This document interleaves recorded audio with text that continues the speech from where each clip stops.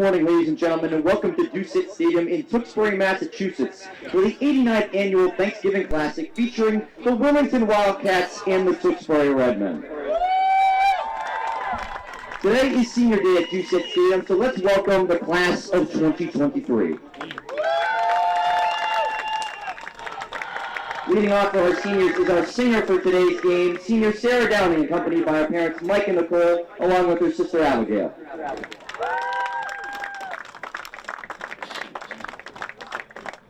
Up next we have our three senior cheerleaders. First leading us off is Jocelyn Kinnan, accompanied by Stephanie, John, Emma, Maggie, and Owen Kinnan.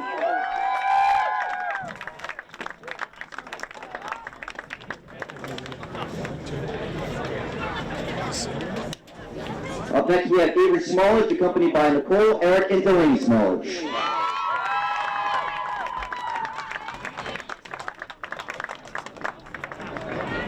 And our last cheerleader, Lauren Ryder, accompanied by Ken Ryder and Paige Wynn.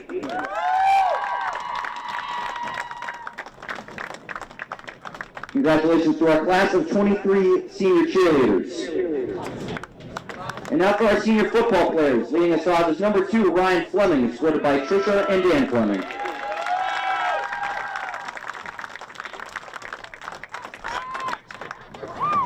Up next we have number 6, Nick DeGloria, escorted by Cheryl and Michael DeGloria.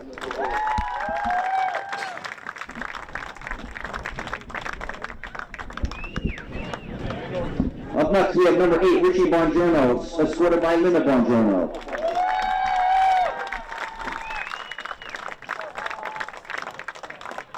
Up next, we have number 23, Justin Dorigo, escorted by Tasha and Peter Dorigo.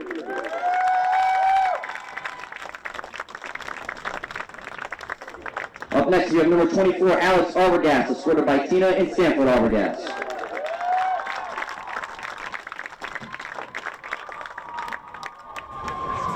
Up next, we have number 35, Sam Ross, escorted by Patricia and Larry Daly.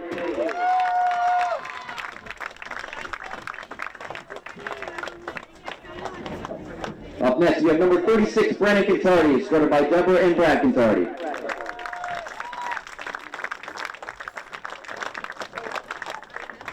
Up next, we have number 43, Harshit Paul, escorted by Mohinder Paul and Usha Rani.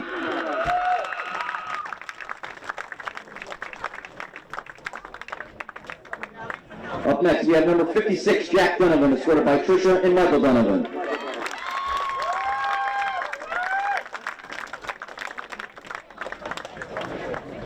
Up next, we have number 58, Royce McKay, escorted by Joanna and Rodrigo McKay.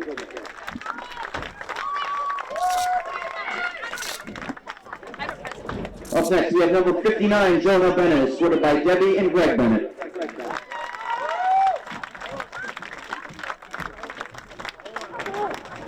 Up next, we have number 65, Albie Ballsworth, escorted by Alexis and Stephen Ballsworth.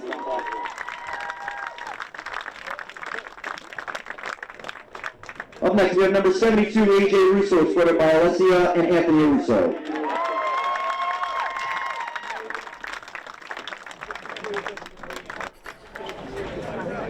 Up next, we have number 75, Max Matuccio, escorted by Amanda and John Matuccio.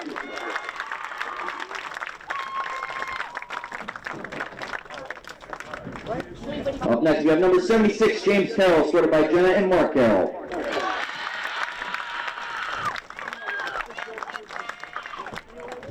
Up next, we have number 86, Robert Began, escorted by Stephanie Began.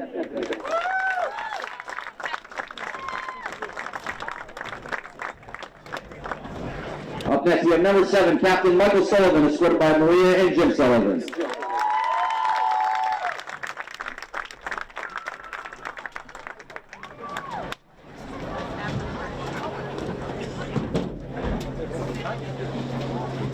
Up next, we have number 13, Captain Blake Ryder, escorted by Serena and Eric Ryder.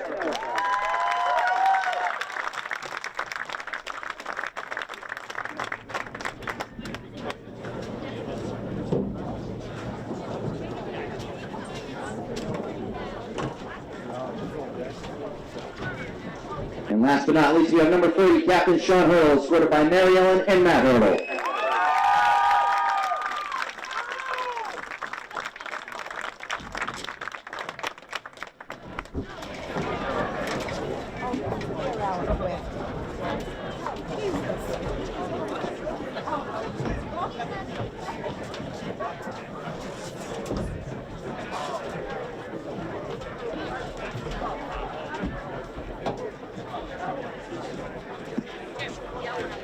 gentlemen, let's give one more round of applause for the class of 2023.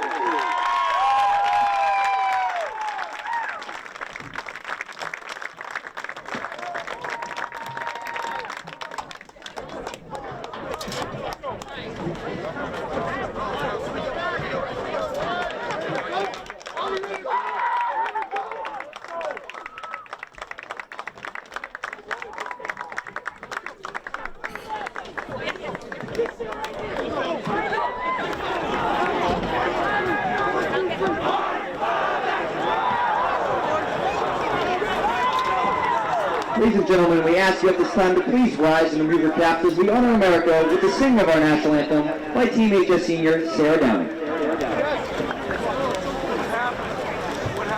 Oh, say, can you see by the dawn's early light what so proudly we hail at the twilight's last gleaming, whose broad stripes and bright stars through the perilous fight o'er the ramparts we watched were so gallantly streaming, and the rockets' red glare, the bombs bursting in air, gave proof through the night that our flag was still there. Oh, say does that star-spangled banner yet wave o'er the land of the free and the home of the brave?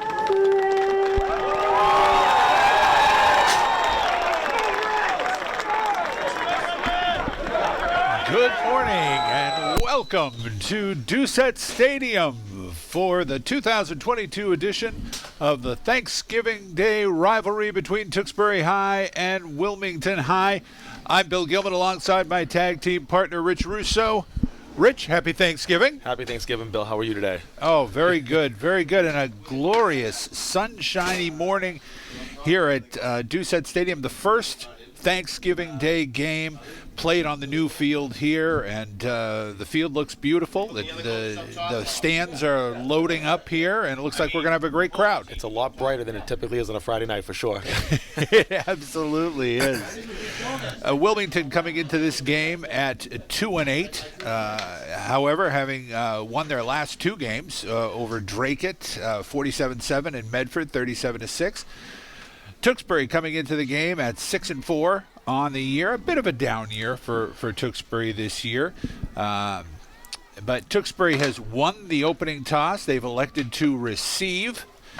And we will be underway shortly. Rich, what do you think we could expect to see this morning from Wilmington coming in, and what does Tewksbury have to do? Well, I think the Wildcats enter today's rivalry as the clear underdog, Bill. Having lost, the last 11 Thanksgiving games between these two teams, going back to 2010. Tewksbury, they've scored 32 points a game and only let up 13 points on Thanksgiving. So it's going to be interesting to see how this one plays out here to start. Yep. And the opening kickoff is taken on a fair catch by Braden Aylward. Yep.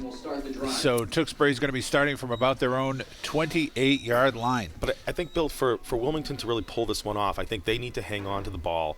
They need to keep moving the chains behind their running back, Dempsey Murphy. And I think they defensively need to contain Arbogast and Hurdle. All those are going to be tough challenges, though, for the Wildcats. All right, Vinny Cianci bringing out the Redmen, 1st and 10 from their own 29-yard line. And it's going to be back to pass. Cianci looking downfield. Oh. And there's going to be a flag on the play. Infield pass is incomplete, looking for Sean Hurdle. He was looking for Sean Hurdle down the right sideline. They're going to call pass interference. Number 2, Andrew Rivera, it looks like there. Pass interference, it'll be a 15-yard penalty and an automatic first down. So a break for Tewksbury right off the bat, because that looked like it might have been a bit overthrown anyway, but they're going to get 15 yards out of it, first down. Yep. So Tewksbury coming out throwing the ball wide open, and I guess that's one of the things you can expect on Thanksgiving is both teams are going to be opening up their playbook completely. Nothing being held back today. I agree. I mean, last year, if you recall, Bill, we had, that shootout, 56-35, Danny Fleming scoring 6 touchdowns. So, they're coming out passing here, and let's see how they get here for first down. That's going to be Hunter Johnson breaking tackles. An excellent gain on first down. He's going to get about 9 yards into Wilmington territory. He's going to be marked down at the 48-yard line. So it's going to be second down and 2. A great gain on first down. And you mentioned last year, Danny Fleming, 232 yards rushing, the 6 touchdowns, 5 on the ground, 1 through the air. Arguably the single best individual performance in this rivalry's history. Yeah, for sure, Bill. And second down here, second and 1, second and short. Cianci with the handoff. Yep. And that's Arbogast, his first carry of the game. He's got the first down to about the 41-yard line, and they move the chains. Arbogast has had such a great year. I mean, he's averaging, over 10 yards a carry, almost 1,000 yards, 15 touchdowns through the first 10 games here. And, what a season for that young man. And it looks like he's going to have a great Thanksgiving as well, the way it's starting out. Oh, absolutely. All right, first and 10. Ball marked at the 41-yard line. Cianci comes up under center, I formation. Calling signals as the handoff up the middle. That's Hurdle. Hurdle looks like he's got enough for another first down all the way down to the 30-yard line, and the offensive line opening up some big holes up front for the Redmond backs. Yeah, right through the defensive line there, and Hurdle comes up big. This is not, as you mentioned earlier, this is not a big Wilmington line, and it would seem as though the Tewksbury offensive line should be able to have their way with them. All right, first and 10 from the 30. Cianci calling signals. And it's a bad snap. It's over Cianci's head. Cianci trying to cover it up. He's got it, but it's going to be a huge loss. All the way back to the Tewksbury 48-yard line. Bad snap brings the Redmond back to their and long snapping has been a bit of a problem for the Redmond. Recently they had a bad snap on a punt last week against Melrose. They cost them a touchdown. So they've got to be a little bit more careful with that. Yeah, it's going to set up second and 32, Bill, it looks like. 22 yards brings up second down and 32. Good hustle by Ciancio to get that ball. Yep. There's a handoff to Arbogast. He's looking for room. He is not finding any around the end, and he is going to be dropped for a loss of another yard. Yeah, and Captain Joe Cullman there was ready for him. He saw that coming from a mile away. So it's going to be third down and 23 for the Redmen. We'll see whether they go big here or if they decide to just keep it on the ground.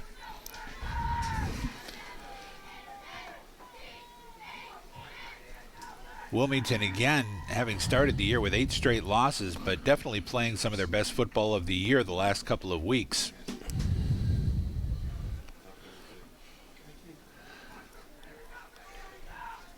Ciancio under center, calling signals. He's back to pass. He's looking downfield. He's got a man. Blake Ryder. And that's Ryder, but he is going to be well short of the first down. Now, that's going to mark him down about the 36-yard line or so. Pick up for 18 yards for Blake Ryder there. So it's going to be fourth and about 15 yards for the first down. About 16 yards for the first down. But we assume that that this deep that they will go for it. Yep. And Vinny Ciancio coming back to the huddle. That was a nice underneath pattern they ran to Blake Ryder. That may be open all day long for them. Trips to the left. Yep. Kenny Wynn to the right. Ciancio looking downfield. And it is intercepted. Intercepted. and bringing it back to about the 27-yard line. Yeah, intercepted by number 2, Andrew Rivera, the senior. Rivera dropping back into coverage and making a nice play on the ball. So the first turnover of the game goes to the Wilmington Wildcats, and they will start their first possession from the 28-yard line. So there's one of the turnovers we were talking about, and really that's been a bugaboo for Tewksbury all year long. Yeah, they come into this game, Ciancio having thrown 7 interceptions, 16 fumbles for the team, 9 of them were lost for turnovers. Very un-Tewksbury-like year in terms of giving the ball away. All right, so Wilmington brings it out, and it is incomplete. And that is intended for number 5, Christian Febo. Brings up second and 10. And that's Jacob Roque calling signals for Wilmington. As you mentioned, we've got the sun glare in our eyes here a little bit on this side of the field, the morning sun. So Wilmington's offense has kind of come to life the last 2 weeks, but a lot of the season they really struggled to put points up on the board. All right, Roque in the pistol calling signals. He's going to try to go on a keeper, but there's nothing there. The Tewksbury line just devoured him. Yeah, and Bill, you bring up a good point. In fact, on average, Wilmington scores about 19 points a game. Wilmington's only scored 1 touchdown or less in half their games this season.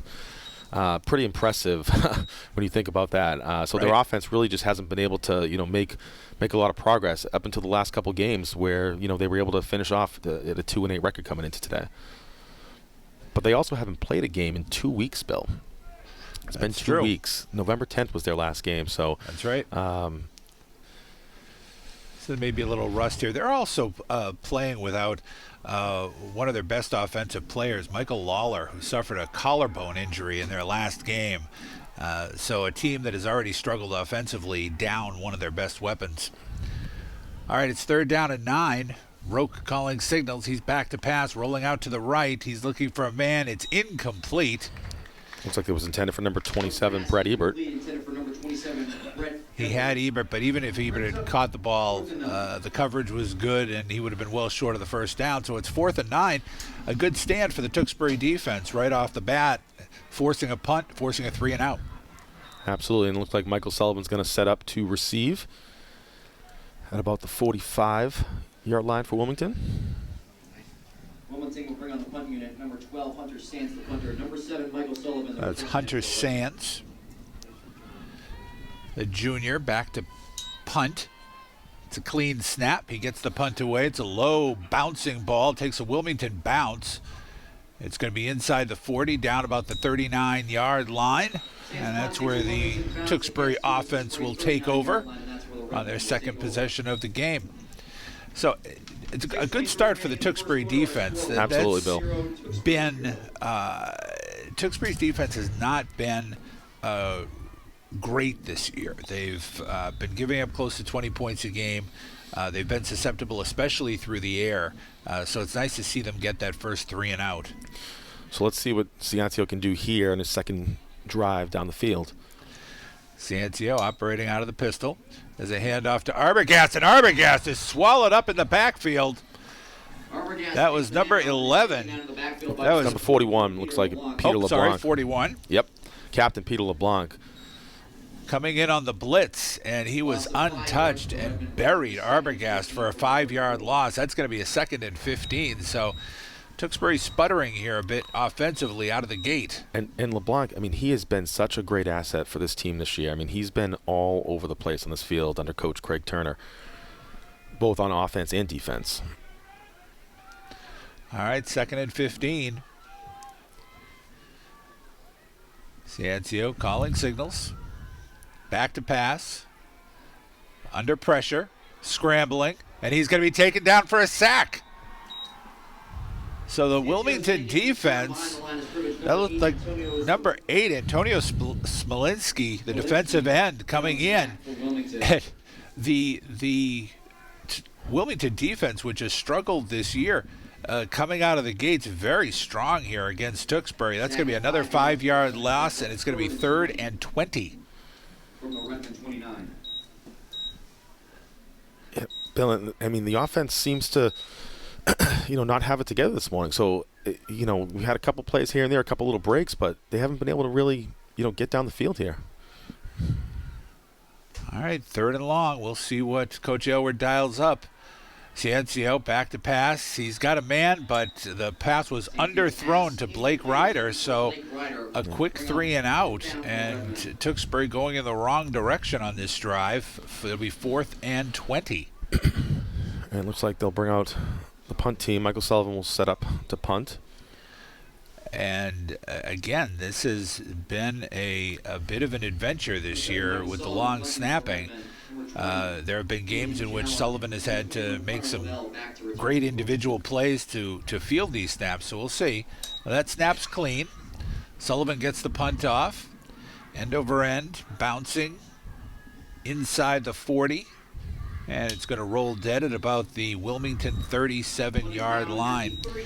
So we mentioned that Tewksbury's offensive line definitely had a size advantage against Wilmington, but that doesn't take into account the quickness of a smaller team. And it looks like right now that Wilmington has been able to get some penetration into the backfield, maybe using that quickness. Yep, and it's definitely a different Thanksgiving game than we saw last year for sure, Bill. At least to start anyway. I'm not, this game is far from over, so a lot of football to still play here. 4:37 to go in the first quarter. No score, Wilmington and Tewksbury. All right, Jacob Roque brings out, and it's kind of an inverted wishbone formation. Roque on the keeper. He gets about 2 yards on the play before he is wrapped up. Ryan Fleming, it looks like, there on the tackle. Ryan Fleming, absolutely. A nice leg tackle there. Gain of about 2. It's going to be 2nd and 8.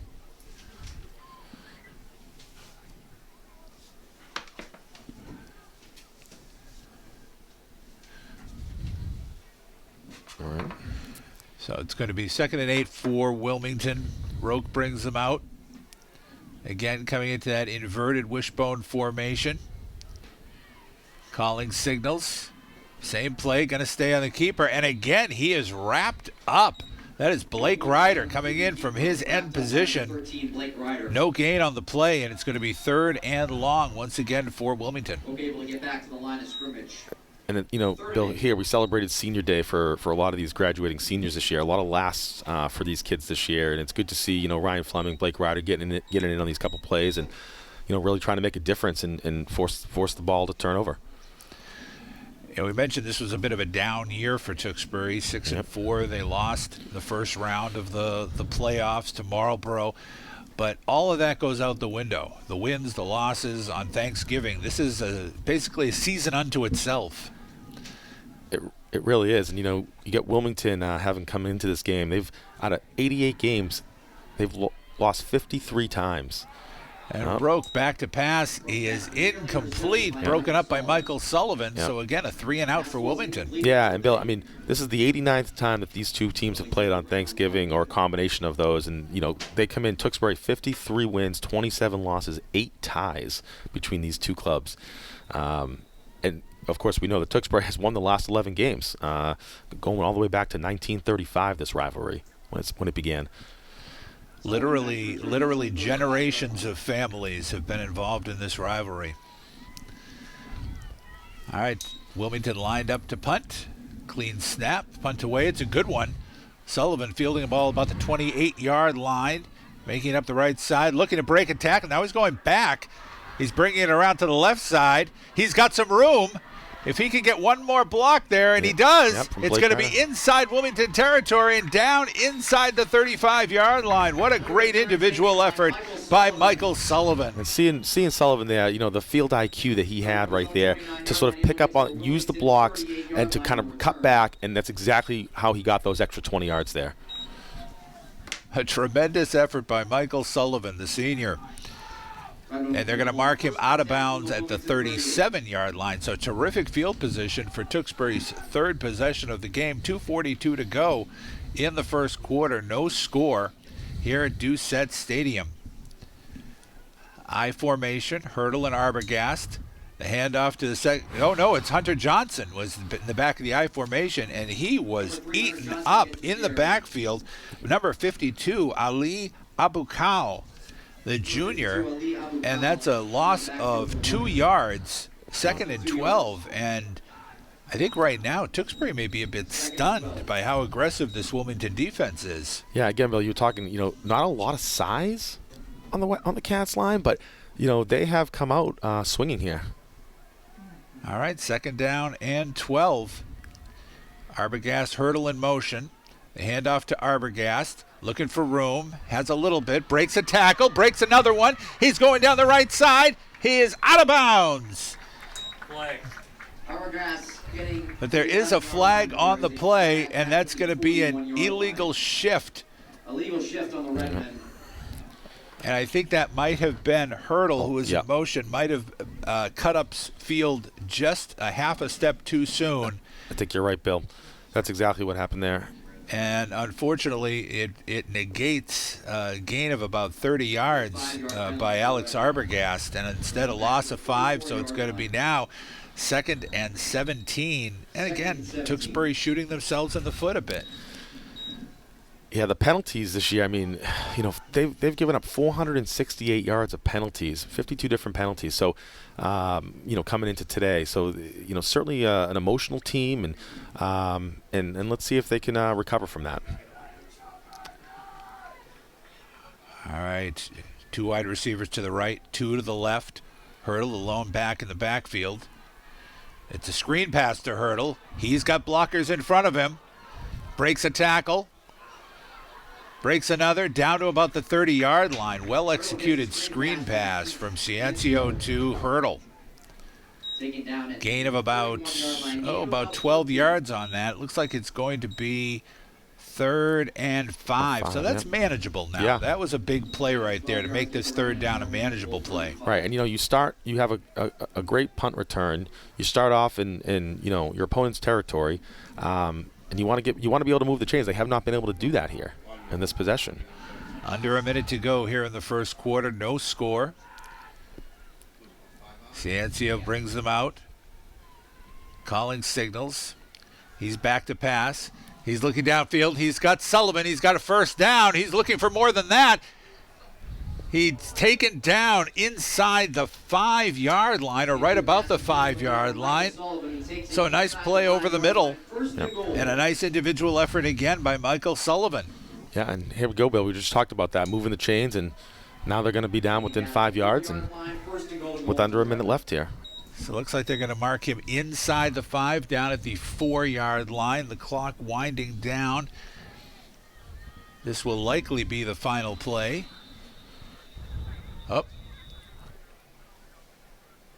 and it was the final play. That last one was the final play. So 1 quarter in the books here on Thanksgiving morning. A bit of a surprise. We have no score, and Wilmington looking to snap this lengthy losing streak. As you mentioned, the last win for them in this, I believe, was 2009. 2009. Yeah. So 12 wins in a row, actually, for Tewksbury in this series. And it might make Wilmington's not only make their season, but might make their decade to score an upset win here today. Well, Wilmington's looking for anything to kind of, have a memorable season, and certainly, coming into Thanksgiving game, no matter what year it is, no matter if you have a winning season or a losing season, you don't remember anything about that. You focus on Thanksgiving, like you said, Bill. This is a whole new season today for this one game. Well, and that's it, and that's where Tewksbury's coming from as well. A bit of a disappointment. They started the year very well. At one point, they lost 4 out of 5 games, including that playoff loss to Marlboro here at Doucette, and so they're looking to finish on a high note with a rivalry win here. They can finish the year 7-4 and build off of that, and they've got some young talent to build off of for the future. So. All right, second quarter about to get underway. Tewksbury with a 1st and goal to go from the 4-yard line. full house backfield. Ciencio calling signals. The handoff is to Hurdle. Hurdle busting up the middle, leaning toward the end zone. And they're going to mark him down at the 1. Came up just shy. Just shy of the goal line, tackled at the 1. And Hurdle tried to, bust a little move there and tried to, jump over the pack a little bit, but unfortunately was brought down just before the line. You and I have enjoyed watching Sean Hurdle this year. Just the way he slams into the line and is willing to go through, over. That blue-collar running back, I think you referred to. Absolutely. Again, the full house backfield. Luke Shaw in as a fullback. As the handoff again to Hurdle, looking to try to pound his way in, and he leans and he's in for the touchdown. Yep. A second effort by Hurdle, and he pounds his way into the end zone, and Tewksbury is on the board. And that's Sean Hurdle's 10th touchdown of the season, but his 7th rushing. So. Got that on. Tewksbury draws first blood here in the early going of the second quarter. Fueno Jackson is up, and it is good. So the teams come back upfield, 11:19 to go here in the second quarter, and Tewksbury has broken on top, 7-0. And Jackson Fueno coming in today, 32 out of 35 extra point attempts. So just a great season he has had as a freshman on this team out in that field.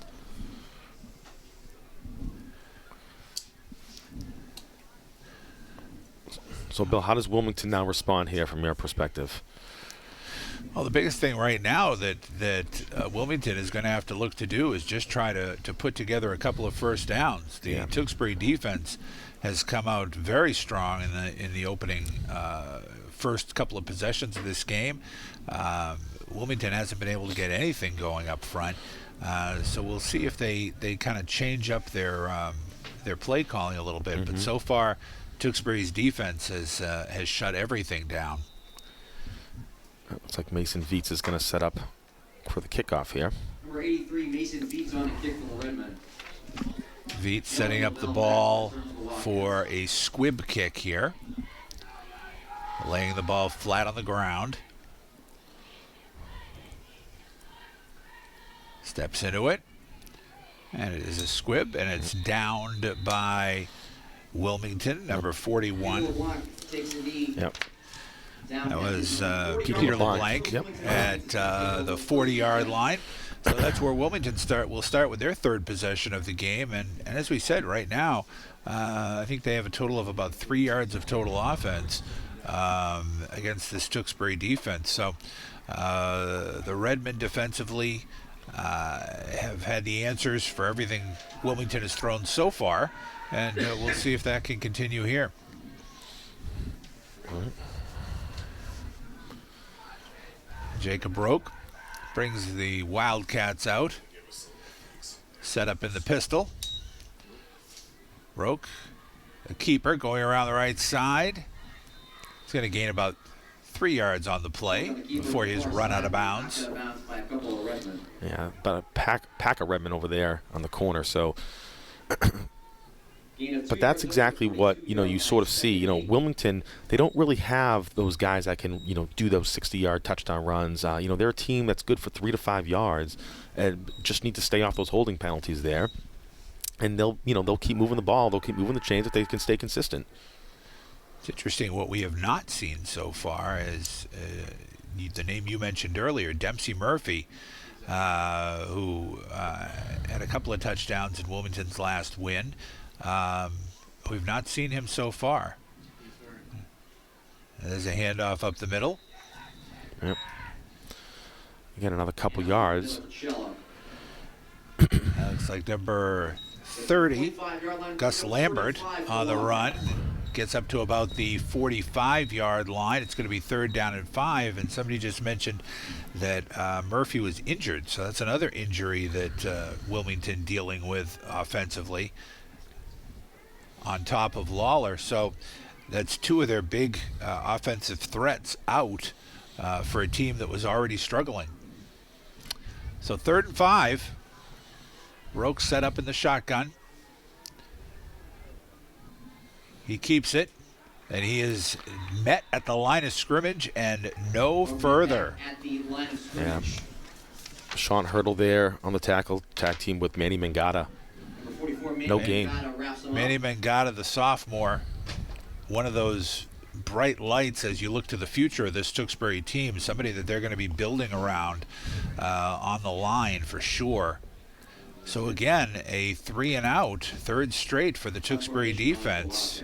Wilmington, as we come down to 9 minutes to go in the second quarter, still looking for their first down of the game. There's a clean snap, the punt away. And it is taking a sidewards bounce, kind of checks up at the 25-yard line. And the offense will come out, this time coming out with a 7-0 lead, looking to build on that. So that time, that last possession for Tewksbury, they were able to take advantage of the excellent field position after Sullivan's punt return. We'll see if they can put together a little bit more of a lengthy drive here as they look to build on the 7-0 lead. Tewksbury has had to make up more yards, though, with the poor snap, the couple penalties. So, each time they've had to, make up some of those extra yards. And unfortunately, last time they were able to capitalize. There's a pitch to Hurdle. Hurdle looking to break around the right side. He does get to the edge. And then he is taken down right about midfield. They're going to mark him inside Wilmington territory. A nice run for Sean Hurdle. Not his typical run. You don't usually see him on the sweep around the end, but he sort of sidestepped there, and so that hesitation prevented, ultimately for him getting away, and ultimately brought down by number 8, Antonio Smolinski. 27 yards for Sean Hurdle. And as we said, though, he did not run out of bounds. He lowered his shoulder and found somebody to slam into. So Ciencio brings them out. Hurdles in motion. There's the pitch to Johnson. Johnson looking for room, and he is taken down for a loss. Hunter Johnson getting the pitch. So Hunter Johnson been getting the ball early here. I think that's his third carry, but a loss of 2 on the play. He's going to be second down. It's a loss of 3. Second and 13. It'll be interesting to see, too. I mean, with Arbogast and Hurdle, graduating this year, Johnson, you would think, is going to be, in line to have one of those slots for next year, sort of one of the lead backs. Absolutely. All right, 5 wide receivers. And this is going to be a quick screen pass to Arbogast. He's hit behind the line of scrimmage, but he breaks a tackle, and he turns nothing into something. Yep. It really didn't look like originally that it was going to amount to much and maybe even a loss, but Arbogast, a strong individual effort, gets it down to the 45-yard line, so it's going to be 3rd and 6 for the Redmen. Ciancio coming back to the huddle. Let's see what they can do to try to keep these chains moving.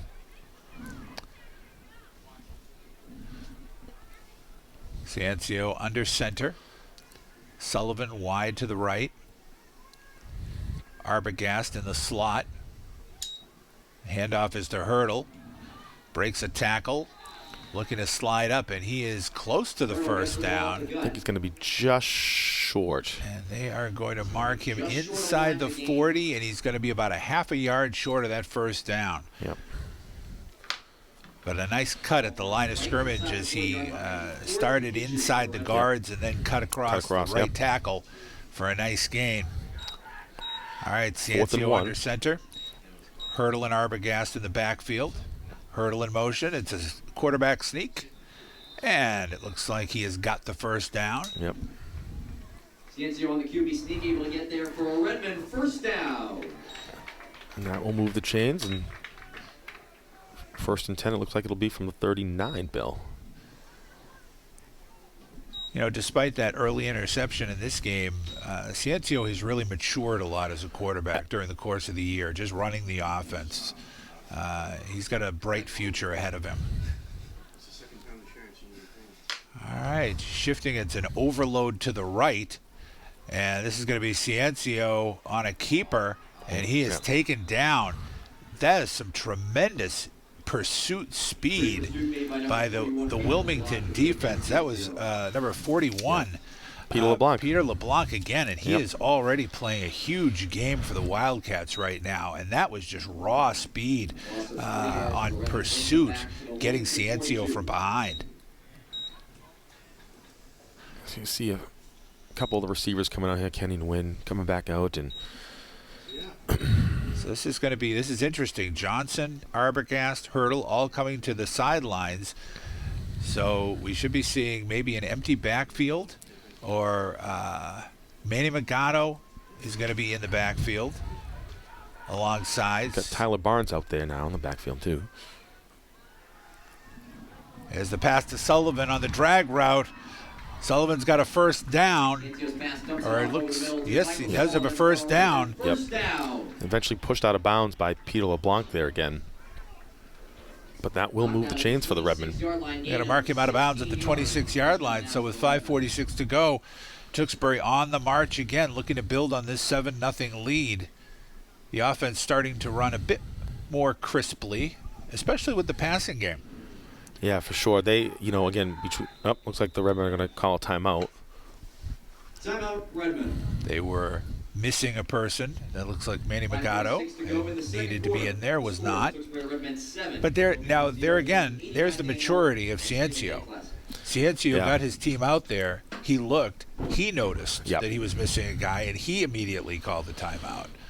And I'm okay with that timeout at this point in the game. Sure. They had all three coming into that play, and I think it's okay. With 5.5 minutes left, you're looking to score here. The Wildcats, are going to get the ball to start the second half. And to your point, Bill, they need to build on this 7-0 lead. This game is far from over. Right, and you don't want to have a penalty here or a big loss on first down because you don't have the right people on the field. That's right. You've got a first down. You're in scoring position here, and you need to capitalize on it. You've got the field position. Now you need to capitalize on it. All right, as the Redmen make their way back to the field. All right. 1st and 10.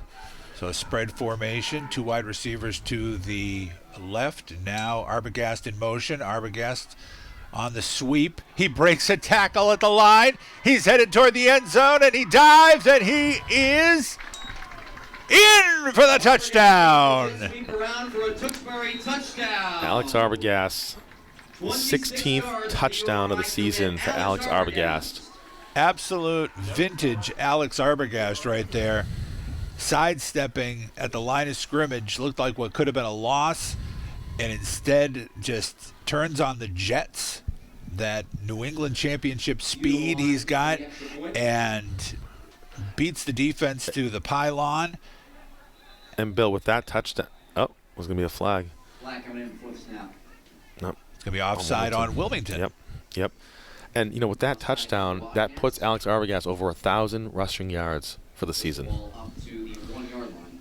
A tremendous season for Alex Arbogast, and he's not that type of back who they have rushing 20 or 25 times a game. So he's doing that on more like 10 to 15 carries a game. That's right. Fuedo steps into the extra point, and it is true. It is good. 5:36. And so with 5:36 to go in the first half, Tewksbury has opened up a 14-0 lead on Wilmington. So the offense now seems to be catching up to the defense a little bit here, and has things operating after a slow start. So it's going to be interesting, to see if Wilmington here can start to take advantage of backs, Peter LeBlanc. I think, from Peter LeBlanc's standpoint, he finished a game earlier in the season against Burlington. He came out that game with a season and career high of 168 rushing yards. But since then, he has not found the end zone. So it's interesting because LeBlanc has not been running the ball. They haven't really looked to him so far in this game. So let's see if they try and change that up a little bit here. That will be interesting because right now what they have been doing, trying to use Roque on a lot of keepers, kind of a student body right and left, just has not been working. And the passing game hasn't been working for the Wildcats either. All right, the kickoff, end over end, coming down at about the 25-yard line. That's Antonio Smolinski Yep. on the return, and he's going to get that ball up to about the 35-yard line. Yeah, brought down by Tyler Barnes there. Now by number 14, Tyler Barnes at the 35. They're going to mark it at the 36. Yep. So that's where Wilmington will come out with 5:31 to go here in the first half, looking to get not only their first points of the game, but looking to get their first down of the game at this point. Right now, the Tewksbury defense playing about as well as it is capable of playing. All right, Jacob Roque brings out his offense. Triple wide receivers to the right, one to the left. Roque back to pass. He airmails it. It's a hook and lateral. And that's going down the left side. Oh, it's a great individual effort to save a touchdown. Cam Carney with the dive there to save it. Cam Carney saves the touchdown. I believe that was Gus Lambert on the receiving end of the pitch. And a terrific execution of the old hook and lateral. And it's going all the way down to the 10-yard line. So it's going to be 1st and goal to go for the Wildcats after a bit of trickery. And we said that they'd be pulling out all the stops today. And that's their first down finally, Bill, of the game. It's their first down.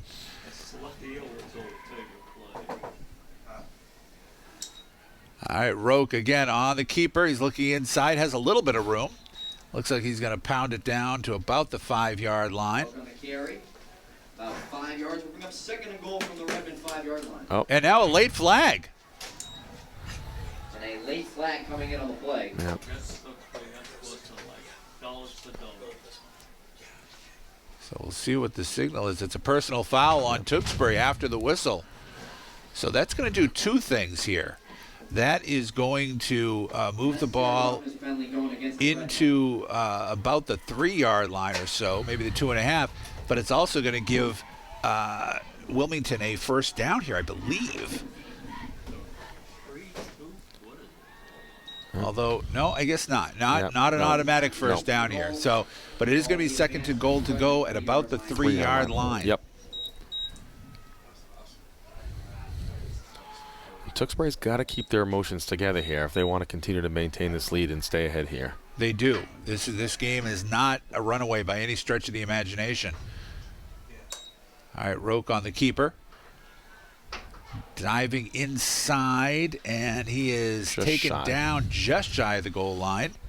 Roque keeps himself taken down at the 1-yard line. Yep, he'll be at the 1, looks like, Bill. Yep. So 4:48 to go here in the second quarter.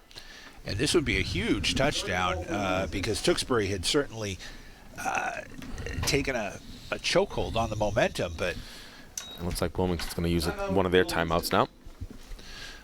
Well, and much like it was with Tewksbury earlier, I have no problem with this timeout right here because you've got now 2 plays to get about a half a yard to get this touchdown. And this is a huge moment in the game for Wilmington to try to get right back in this game. As you said, they're going to be getting the ball to start the second half.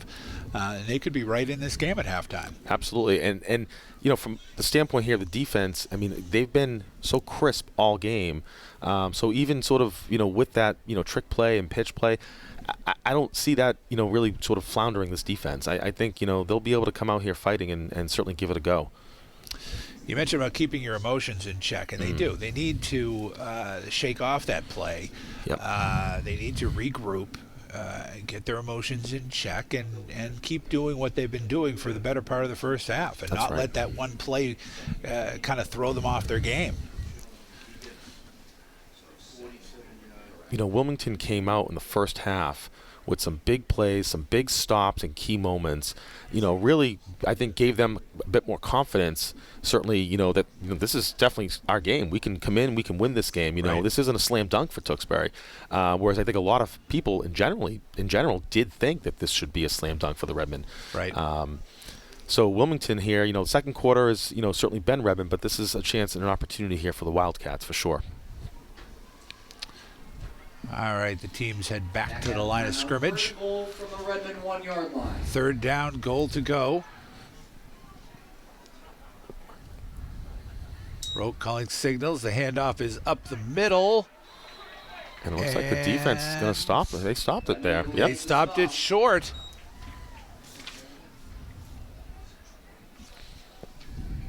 It looked like Julian Sella on the carry that time for the Wildcats. Yep. 4th and goal for Wilmington. So now, an absolutely huge play here. 4th and goal from the 1. Tewksbury trying to make a goal line stand. All spotted at the 2-yard line. Yeah, it looks like they're going to, the 2-yard line, Bill, and they're going to have their last opportunity here to score in this possession. So that actually was a bit of a loss of a yardage on that play. 4th down, goal to go from the 2. Roque in the pistol, has trouble with the snap, and he is buried. Yep. And now, and a flag. So we're going to have to see on that. Yep. Blake Ryder was able to sack in the backfield. They're going to call a face mask. They're signaling a face mask here.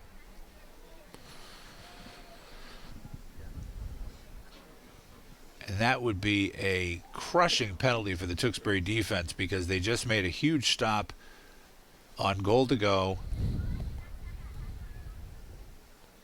Yep. And it is a face mask. Yep. Face mask penalty going against the Redmen. So we'll see where they mark this now. And Blake Ryder doesn't understand what happened there. He is a bit perplexed.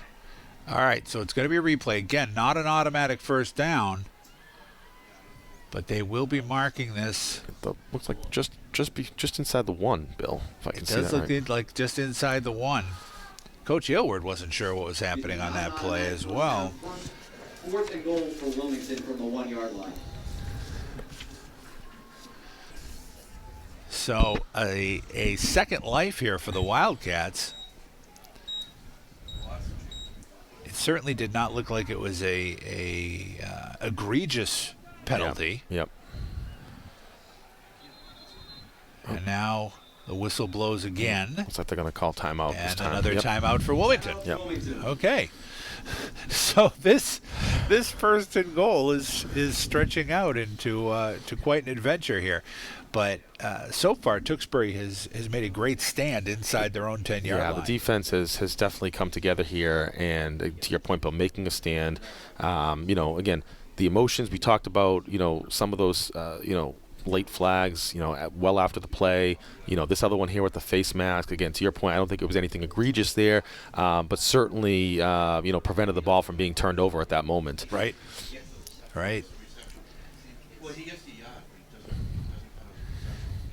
This is a huge play in terms of momentum. If Tewksbury can stop them here on 4th down with 3:35 to go, whether or not Tewksbury puts points on the board, it would be a huge chunk of momentum for them going into halftime. Yep.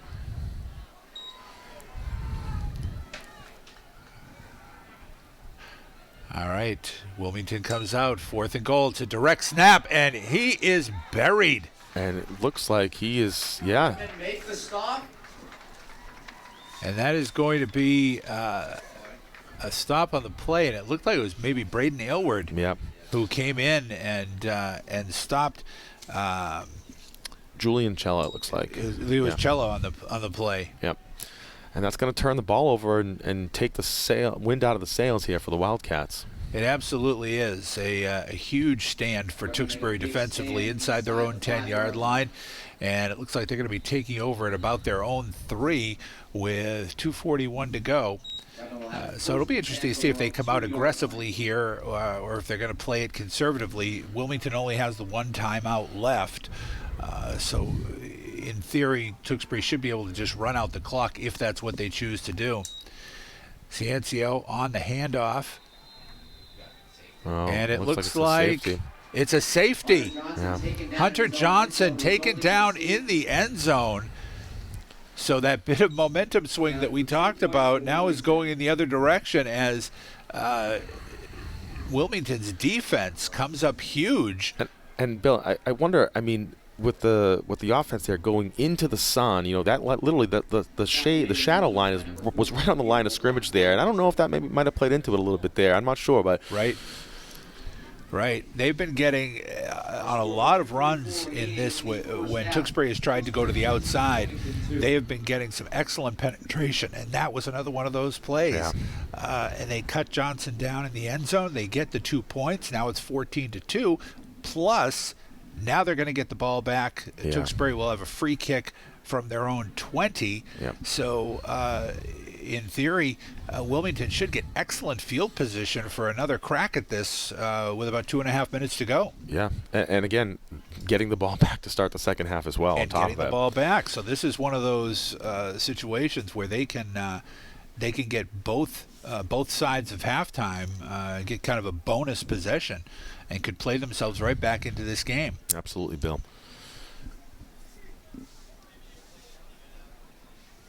So some rapid momentum swings here as we come toward the end of the first half. And it looks like Mason Viets will set up for the kick.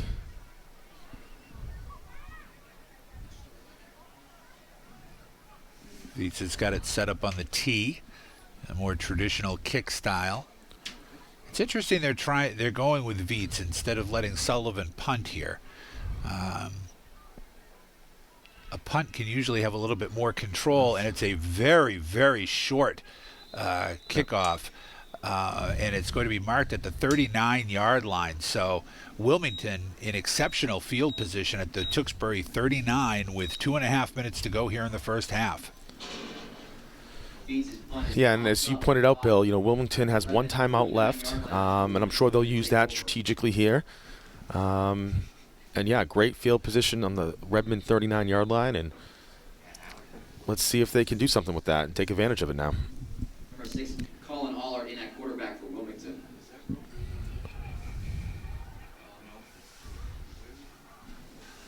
All right, it looks like they're going to go with freshman Colin Allard as quarterback.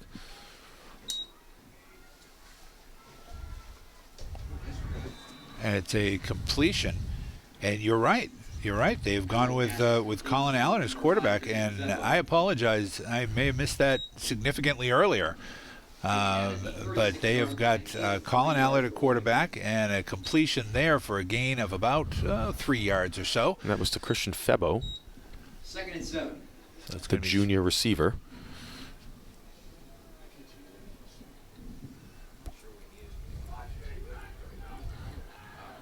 So again, they're going with the freshman. So this may have been a change-up at some point here in the first half because Roque did start the game. And his hand out to inside reverse. And that was number 81, Noah Spencer, on the inside reverse. And a gain of about 4 yards on that play. So it's going to be 3rd and 3. Clock still winding, about a minute and a half to go. And again, Bill, this is where Wilmington does seem to have a pattern of shining because of their, those small, quick gains of 3 to 5 yards each time, and it seems like they're getting into that consistent rhythm here, on their offensive drive. So let's see now what they can do in 3rd and about 4. So Allard calling signals. The handoff is up the middle, and that time nothing there. Yeah. Number 75, Max Matuccio there. Right back to the line of scrimmage. Gel on the carry for Wilmington. And that was, again, Cello on the carry. So it's going to be 4th and 3. 45 seconds to go here. Clock still winding. Wilmington seems like they're in no special hurry here. Allard brings them out. Again, they just have the one timeout, which they may use if they can get a first down here. Tewksbury, interestingly, not using their timeouts either. Allard in the shotgun, calling signals.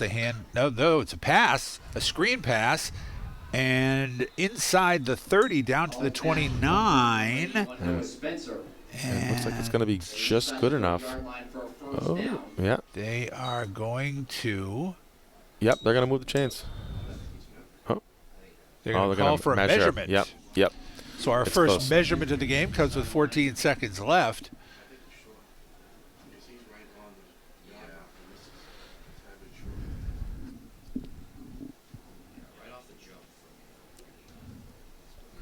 So what do you think, this Rich? Do they have it here?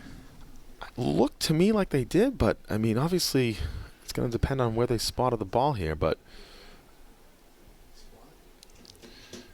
now, if they do get it, they should have a couple of more plays that they can run. But they do They're not. short. They are short. Yeah. So Tewksbury will take over. Another 4th down stop for the Redmen. And they will take over with 14 seconds to go here in the second quarter. Tewksbury defense coming up big again. Yep. 2 huge stops to force turnovers. Again, Wilmington having great field position, of course, after the safety. And with the kickoff from the 20-yard line. And comes the offense. Definitely a squandered opportunity for the Wildcats.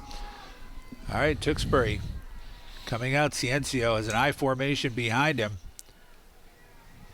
That was Hurdle, I believe. Yeah. Or no, Johnson. Hunter Johnson. Met with force from Noah Spencer there. And that's going to look like it's going to wind down.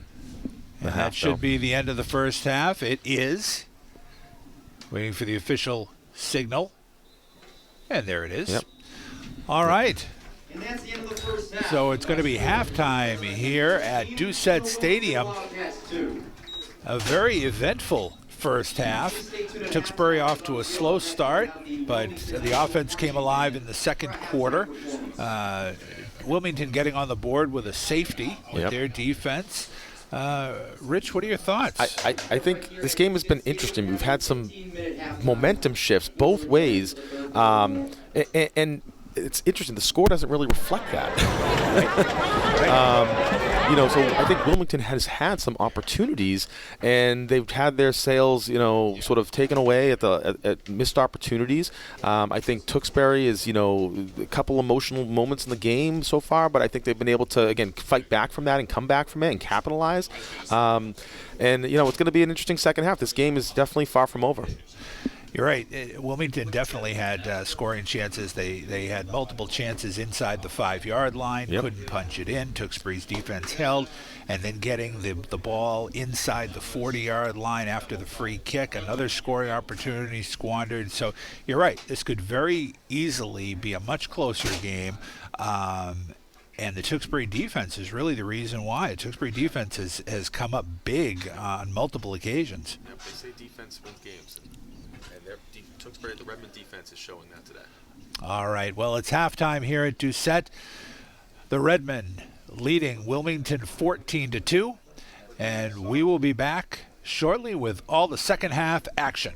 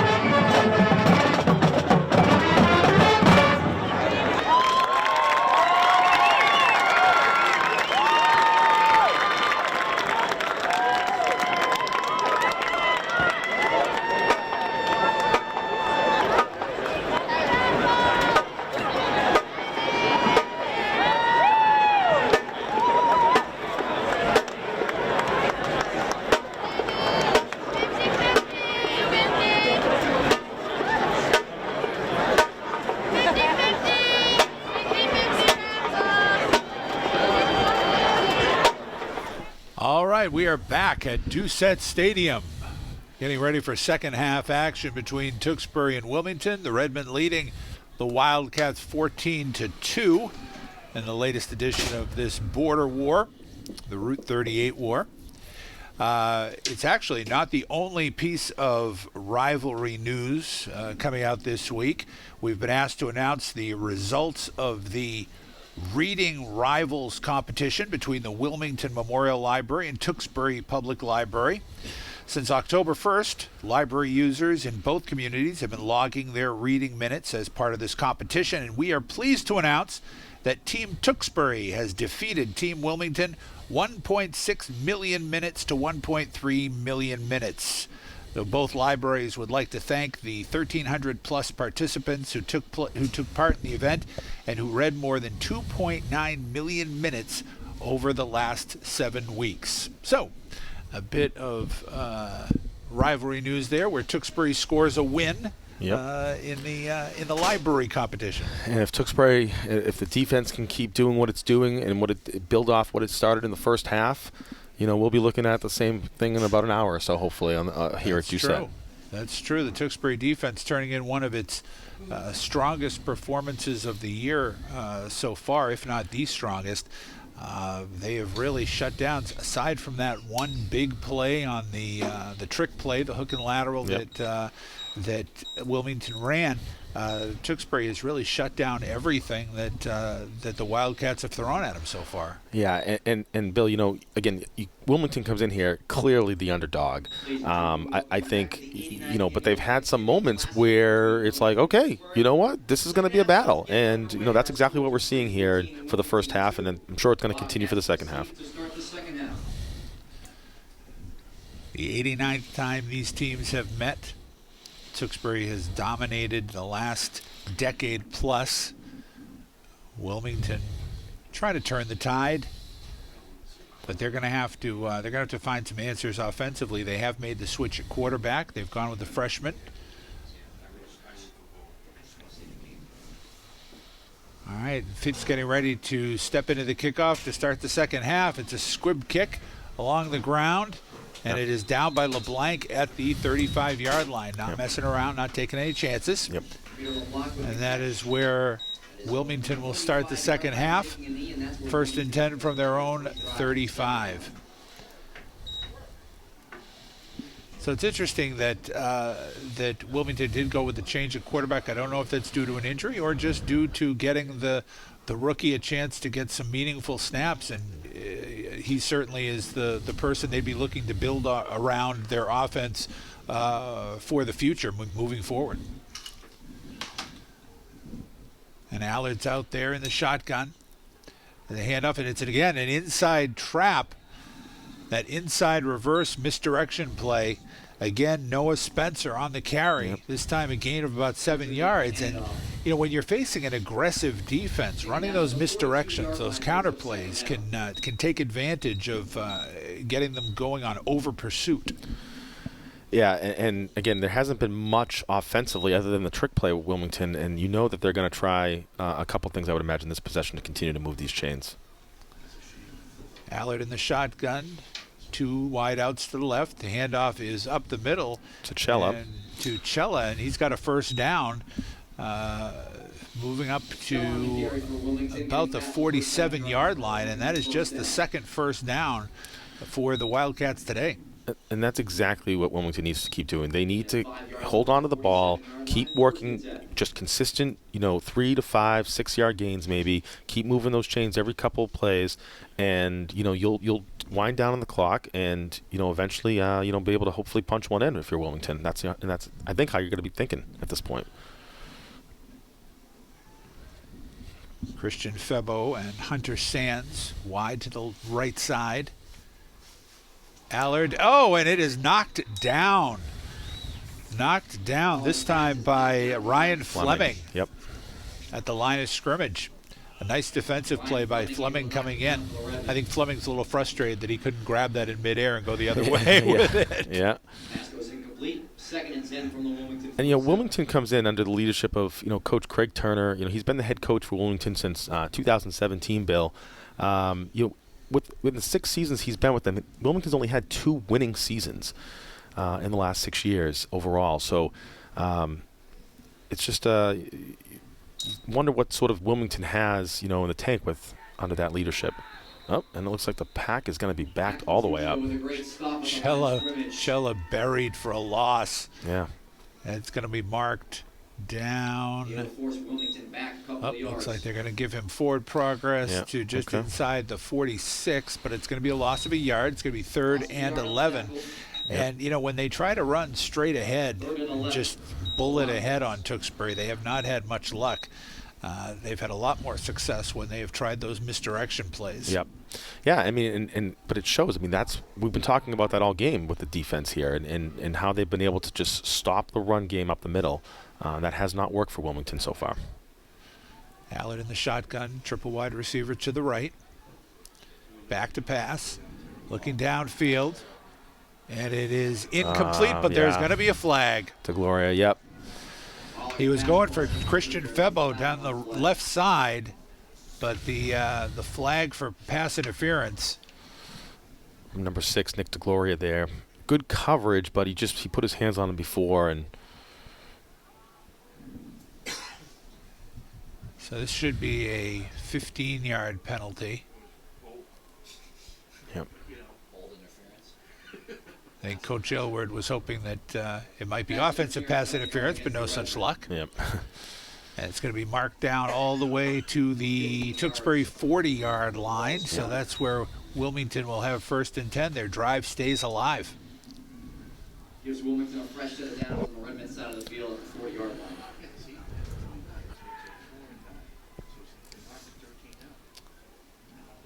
All right, Cella in the backfield along with Allard, calling signals. Tewksbury looking like they want to blitz. Oh, a misdirection that time, but there was a fumble on the handoff. Allard was able to fall on it, but the exchange between Cella and the receiver, who I think was Spencer again, was mishandled. And so it's going to be a loss of 5. So 2nd and 15, and it's a play like that can really derail a drive. Yeah, and that's they've been trying this misdirection thing, a couple different times, and they've had some luck with it. Obviously, that time a little bit of a miscue, but let's see if Wilmington can bounce back now. Allard calling signals, triple wide receivers to the right. He's looking downfield. He's got a man and is caught. A nice catch by Febo at about the 20-yard line. Brought down by DeGloria there. He went up and went over DeGloria to catch that ball down at the 20-yard line. A nice play. So 1st and 10 for the Wildcats. They're on the move with 8:44 to go here in the 3rd quarter. And this is exactly what Wilmington needed to do to come out here for the second half. They knew they were getting the ball back. They had a couple missed opportunities in the first half. They knew second half, we're starting this. We're going to drive the ball down. They've had the ball now for 3.5 minutes, still going. And, they're looking to pounce here. All right, 1st and 10 from the 20. The freshman Allard calling signals. Handoff is to Cella. Cella diving ahead inside the 15-yard line. They're going to mark him just inside the 15, so a nice gain on 1st down. Yep. Gain of about 6. And Cella just put his head down. Cella just put his head down there and just plowed right through the Redmond to even pick up a couple more yards. Well, that's the thing. When you play a team that's a heavy underdog, the longer you let them stay around, the more confident they get. Absolutely, Bill. 2nd and 4. Allard in the shotgun. Cella up the middle. He's got some room. And but the ball may be loose. And they're calling it. Nope, they are calling. There's 2 different signals and now multiple signals. The Redmond did come up with the ball. Yeah. So we had one referee signaling that it was down. And now maybe a bit of a conversation. Nope, it is 1st down for the Redmen. Yeah, and you see those all of a sudden you just see the pile, and then you see Ryan Fleming emerge from the pile holding the ball. A huge play for the Tewksbury defense again inside the red zone, and another squandered opportunity for Wilmington. Second half. So Vinny Ciancia brings out the Redman. And Handoff is to Arbogast, and he is buried at about the 10-yard line. Arbogast bouncing off. Following some blocks, but then he tends to dance around a little bit there, so it kind of put him back right to the line of scrimmage, and like you said, Bill, the pack was there waiting for him.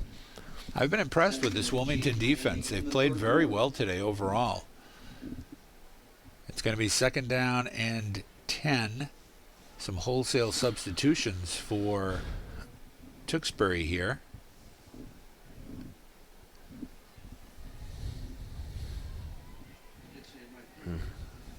Ciancio brings them out. Yep, Kenny to win. Got Cam Carney setting all the way up on the. He's got Tyler Barnes in the backfield. He's looking downfield. He's got Sullivan, it looks like. Yep. And he's going to have enough for a 1st down. Yep, about the 25-yard line, looks like. Michael Sullivan have a excellent Thanksgiving Day game. Tackle right about the 25-yard line. So it's going to be 1st and 10 for the Redmen at the 25. They get out of the shadow of their own end zone, literally. Yep. Yeah, last time that happened, they had the safety. That's right. Ciancio back to pass, looking downfield. He's got a man, Kenny Wynn, but he overthrew him. Yeah. Wynn broke free from his man. He was open, but is just overthrown by Ciancio. Yeah. So it's going to be 2nd and 10 from the 25. Well, this is an important possession, I think, for the Wilmington defense to try to get the ball back here, stay in the game, because if Tewksbury can put together a lengthy drive, eat up most of the rest of the quarter, get another touchdown on the board, that might just about put the game away. All right, Ciancio rolling to his right. He's going to keep it. He's got a little bit of room, and he makes his way to the 1st down marker. Yep. They're going to mark him out of bounds just short. Yep. And I mark him out of bounds at the 34-yard line, so it's going to be 3rd and 1. He's just short of the 1st down marker. Yep. And I think Ciancio thinks he had enough for the 1st down, but they're going to mark him just short, as you said, Bill. It's interesting to watch the shifts of the receivers coming in and out. Tewksbury just has so much depth, and you mentioned last game, the 4th quarter has always been a good quarter for this team because of that depth. That's right. All right, we've got 3rd and 1, and Hurdle, he's got the 1st down. Yep. He's got more. He's looking, and he breaks another tackle at the 40. Yep. He's headed toward the end zone, and he is in for the touchdown. A run by number 30. A tremendous run, 66 yards for a touchdown. Sean Hurdle. 66 yards. And getting some great blocks there from Michael Sullivan downfield, really to put that one away for Sean Hurdle and the Redmen. And he put a stiff arm on Owen Cushing at about the Wilmington 40-yard line that was just brutal. And it opened it up for the rest of the way to turn that from just a big gain into a touchdown. What a run by Sean Hurdle. His 2nd touchdown of the game. And a bad snap on the extra point. It will be no good. Bad snap on the extra point for the So Tewksbury's going to have to settle for 6 on that. However, they've extended their lead here to 20-2 with 5:51 to go in the 3rd quarter. And that, what a swing. From Wilmington driving inside the 20, a chance to pull to within just a few points, and all of a sudden Tewksbury brings it down, the big 66-yard run by Hurdle, and now they've opened up an 18-point lead. Well, I don't think this is going the way Coach Craig Turner was looking for it to go to start the 2nd half. I think, he was coming out here, I think, trying to make some adjustments. Again, like you said, Bill, and pointed out, they've made a couple switches in their lineup and their roster, and unfortunately, it hasn't really paid off for them just yet. Coming up with the fumble and the turnover down in the red zone, and now giving up the touchdown to the Redmen to make this now just about a 3-possession game. Exactly. Exactly. A huge turn of events right there. And again, triggered by the Tewksbury defense that came up huge. Again, they have been making big plays in the red zone. And this is now going to be, this is Jackson Fuedo on the kickoff. And it is being returned. Number 8, Antonio Smolinski. Smolinski brings it out to about the 31-yard line. Return for Wilmington. Brought down by A.J. 16 Seeney. yards to get him to the 31-yard line. That's where Wilmington's going to take over first. So we don't tend to see, we have not seen Jackson Fuedo do many kickoffs this season. Nope. But he definitely has shown himself to be a tremendous young place kicker on the extra points and field goal attempts. And so this time he showed off what he can do on the kickoff. And Wilmington will be starting from about their own 31-yard line. 5:44 to go here in the third quarter. Tewksbury enjoying a 20-2 lead here on Thanksgiving morning. Bill Gilman alongside my tag team partner, Rich Russo. We hope you're enjoying this broadcast. And the handoff on the sweep. Number 5, Christian Febo. Wide receiver, Febo. But no room there. Looks like he's going to be marked for a loss of a yard. So it's going to be 2nd and 11. And the Wildcat offense here, they need to again, we kept talking about those momentum shifts in the first half. And right now to start the second half, it has been all Tewksbury. And so Wilmington is looking to grasp something here that they can use to drive this ball down the field, move these chains, to get some sort of life back here before this game gets out of control. Colin Allard, the freshman, in the shotgun, calling signals. Takes a snap. It's that inside trap. Breaking some tackles. Yep. Tripped up, they look like by Michael Sullivan, but enough to move the chains. And that was Spencer on the inside trap again. He gets enough for a first down. As you say, Sullivan made the tackle. If he hadn't, Spencer may still be running. Yep. But he gets out to the 43-yard line, and a new set of downs for Wilmington, 1st and 10.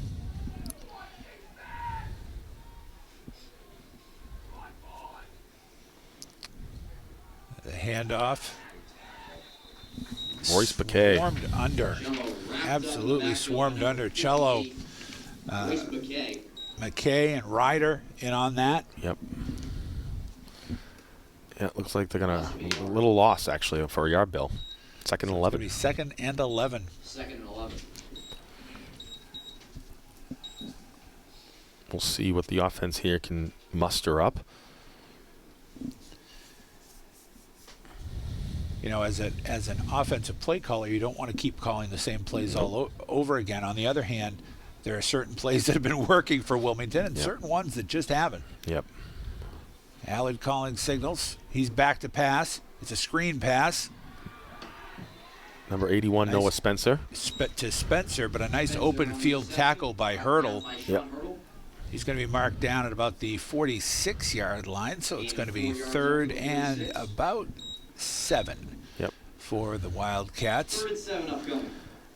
And again, a huge moment here for the defense, and they have been, they came to this game to play, that's for sure. There's no doubt on this last game of the football season for these guys. And for some of these young men, for some of them, it'll be their last football game period. Some will not be going on to play in college. So this is a big moment for a lot of these young men. Absolutely, Bill. All right, Allard in the shotgun, calling signals. And a false start by Febo. Full start, 5-yard penalty going against Wilmington. So now it's going to be 3rd and 12. 1-yard line, now it'll be 3rd and 12. And that hurts because, that puts them into, territory where, if they're forced to 3 and out here, they may be forced to have to punt it away. Right. Exactly. Yeah, they're going to need to get, if they don't get the first down, they're going to need to get a big chunk of this in order to feel comfortable going for it on 4th down. Right. I've been impressed with what I've seen so far by the freshman Allard here. He's been executing the offense well. His passes have been pretty accurate. He looks like he could have a nice future here for Wilmington. It makes you think. Wilmington could, next couple of years could be something to see. Ooh. Allard rolling out, and he is hit as he delivered the ball. That was Blake Ryder in and Luke Shaw in, and they hit Allard's arm as he tried to get rid of it. It fell incomplete, so it is 4th down, and Wilmington will punt. And when you're calling Allard 5'9", 150 pounds, and you got Luke Shaw and Blake Ryder running up at you, you are, that was – I don't think Allard knew what hit him there. That was not a particularly tough play for Blake Ryder, but he has had a tremendous season knocking down passes at the line of scrimmage this year. His timing is excellent. All right, the snap of the punt is clean. The punt is away. Kind of knocked down by the breeze a little bit, but takes a Wilmington roll. And it's going to roll dead right about the 27-yard line. Yep. So another excellent stand by the Tewksbury defense. They're probably disappointed that there's not a 0 on the other board, but that was not their doing. Yeah. The Tewksbury defense has pitched a shutout for their part and playing one of their strongest games of the year. So now Tewksbury, with 1:54 to go here in the third quarter, really does have a chance to put this game away. We'll see what they can do here moving forward. Ciencio comes under center. And it's a handoff to Luke Shaw. It tried a little misdirection, little trickery there, but it was not to be. Shaw puts up his hands of, well, I gave it a shot. He gave it a shot, and he lost 3 yards for it. It is going to be a loss of 3, 2nd and 13. They tried to catch Wilmington napping there a little bit and go with the handoff to the big man. And Luke Shaw has done a nice job lining up as a fullback for this offense sometimes as an extra blocker. All right, Ciencio looking downfield. Got some pressure from Noah Spencer. Got some pressure. He's trying to get his feet under him. He does heave it, and it is incomplete, so he was able to get it away. Yeah. But this is also going to be a penalty on Tewksbury for an ineligible man downfield, which is something that you do see when a quarterback is scrambling around like that. Yeah, for sure, Bill. and Bill, you were talking about Luke Shaw before that play. I remember seeing this kid back in 7th and 8th grade, playing football, and you knew, as a young, youth football player at the time, that he was going to be something special up here at the high school level, and for sure as a junior, and even last year as a sophomore, I mean, he really has come a long way, and he's shown his stuff, and he's going to be a huge critical part of this Redmond offense for next year. Absolutely. This is as this team moves forward and develops, it's going to be players like him that they build around. Absolutely. For sure. All right, so we've now got 3rd down and 13. Ciencio looking downfield to Hurdle. I think Hurdle paused, just a second too short. Yeah, he did, and I think that was because he saw out of the corner of his eye Connor Lovell heading toward him. I think he knew there was a possible hit coming. You're right. He stopped running or just hesitated. So it's going to be 4th down. Wilmington will get the ball back with a minute to go here in the third quarter. Michael Sullivan will set up to punt. And Chella set up to receive. Chilla and Lavelle back for Wilmington. Michael Sullivan, the punter for Redmond. Snap is clean. Sullivan steps into it. Ooh, the ball checks up and is going to roll dead right about midfield. Yep. So a break there for Wilmington that it did not kick forward as Sullivan might have liked it to. So it's going to be around a 30-yard punt, and they're going to mark it right at midfield. So with 50 seconds to go here in the third quarter, Tewksbury enjoying a 20-2 lead. Wilmington will get the ball back with another chance to try to climb back into this game. And again, this from Wilmington's perspective, I mean, they're still in this game. They just have to be able to string things together. You've seen glimmers of their offense here and there, but nothing that they've been able to string together. Just when you think that they're going to punch it in from the red zone, they turn the ball over. And I think that what you're seeing is, 3 of the games that they've lost this year have been by a touchdown or less. Yeah. And I think you're seeing what has hamstrung them. Yep. Is that inability to take advantage of scoring situations and that's right. Kind of shooting themselves in the foot with a turnover. Sella with a gain of 6 on first down here. But you're right. You've seen the talent. You've seen the glimmers. They definitely have got the ability, just not the consistency. Consistency, right.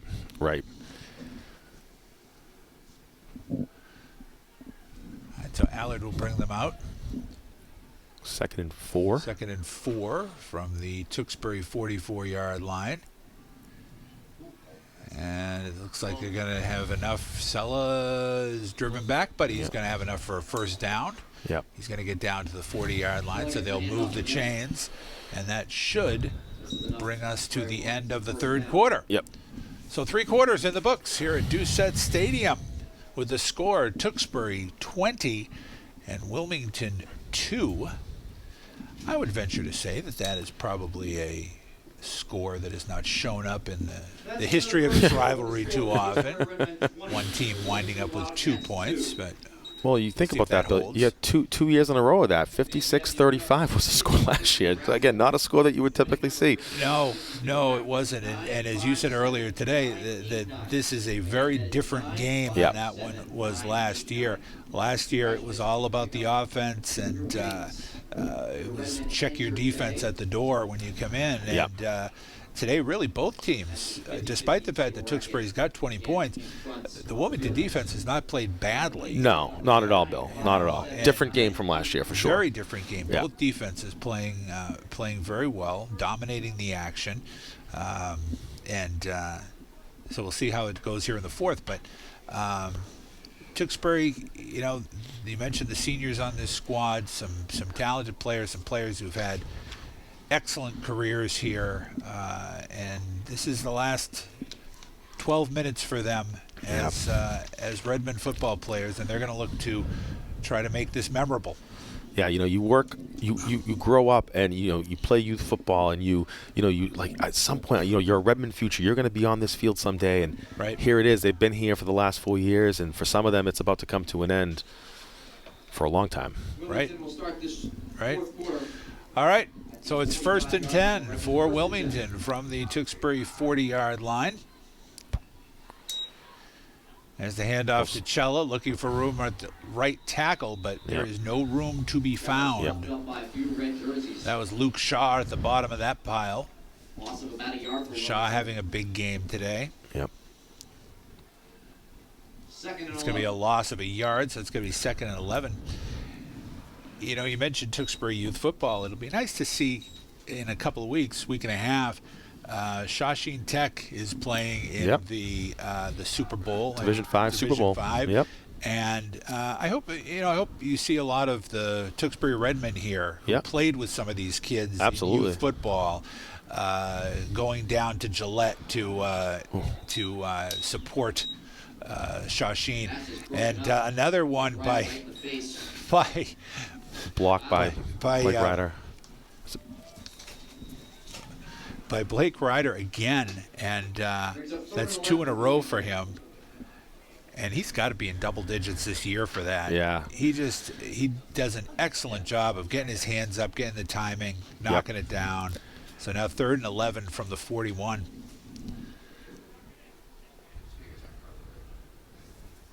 Allard calling signals. Inside handoff to Spencer. He's got a lot of room. Yep. And Sullivan is going to stop him, but not before he is inside the 25-yard line down to the 20. And it looked like Sullivan was getting dragged there a little bit. I think he was. Spencer's a good-sized young man. and he brought him all the way down, dragged him probably another 3 or 4 yards down to the 20-yard line. So 1st and 10 for the Wildcats as they try to punch something in here and keep their hopes alive. That's right.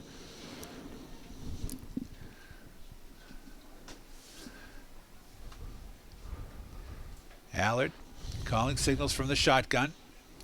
Looking over the middle. He's got Spencer inside the 15-yard line down to about the 14. Now by Michael Sullivan. And Bill, you brought up Joshing Tech, and to your point, I mean, a lot of these kids out here, they grew up with those kids, That's right. through middle school, elementary school, middle school, in a lot of cases, and then obviously the split happened, going into freshman year high school, and so for a lot of these kids, we want to wish those Joshing Tech Rams, a good luck in the Super Bowl next week. Absolutely. And there's Chella pounding ahead inside. Flag, Late flag coming in. Yep. Possibly holding there.